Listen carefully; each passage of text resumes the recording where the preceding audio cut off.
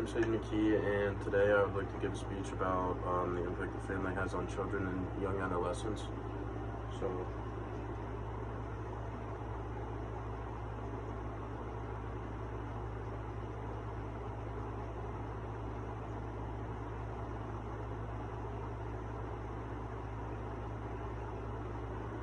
um, the influence that people have around you or will affect you for the rest of your life. This not only includes behavioral influences, but as well as physical influences. So you might notice when you're at a younger age that you may have the same aneurysms or natural movements like your dad. I know that me and my dad scratch our noses the same, walk the same, stuff like that. We learn from our parents. Children are like sponges that soak in the environment around them, and if that environment becomes hostile, then they will respond with hostile actions as well. I think that family is one of the most important aspects of your life, not only because you have them to lean on for support throughout life of whatever help that you need, but their constant love is something that gets you through a lot of stuff in life, and that has no value to me. That's valueless. The effects that family have on development are endless, from the way that you treat each other to the way that you treat people that are not from your family or that are different from you. This reflects the behaviors of children as they develop. The main idea is the behaviors, attitudes, and values introduced to the child by their family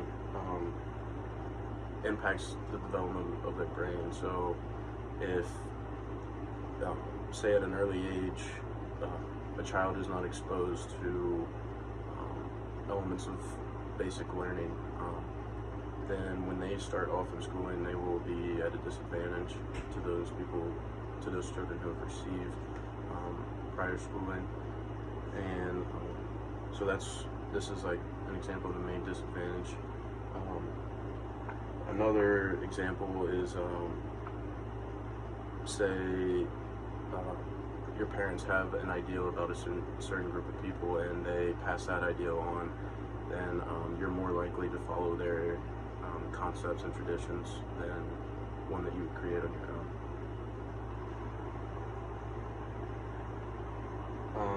Relevance, like mentioned before, especially at an early age, children's brains are like sponges and they soak in the behaviors that they witness every day.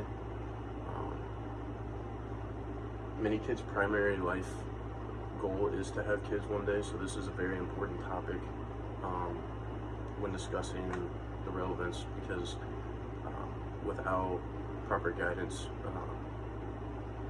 your child may not have some of the opportunities that others may have.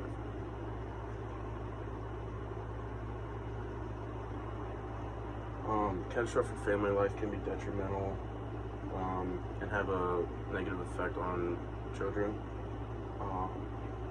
And this is not only short-term, this can cause long-term mental health.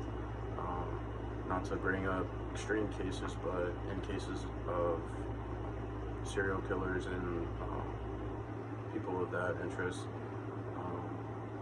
their childhood was very traumatizing for them and led them to do some of the twisted stuff that they have done. So that is a big problem, not only short-term, but the long-term effects of not handling family life well.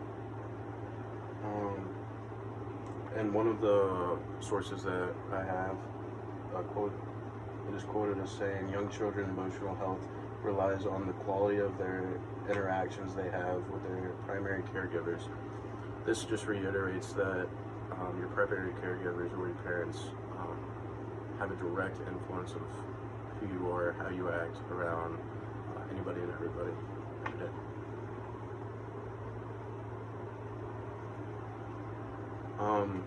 And another article that I found, it said that young children young children's neurocogens are easily malleable. This just shows that younger kids' brains are more susceptible to influence and all types of influence, negative and positive. So it's just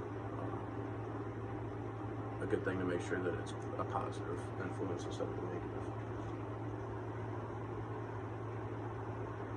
Some solutions of this, if you are going to have children, or even if you don't have children, you just want to improve your family life, maybe do some more research into ways to have positive interactions with you and your family and people around you.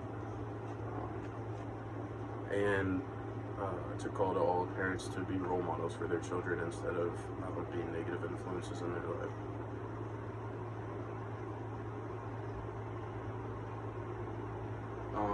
There's actually been a government organization put in place called the Nurturing Care Framework that actually shows how to handle children and the issues that arise when raising children. Number 1 is good health. Number 2 is adequate nutrition. Number 3 is responsive caregiving. Number 4, opportunities for early learning. And 5, security and safety. All of these outline basic needs that you need as a caregiver for a child.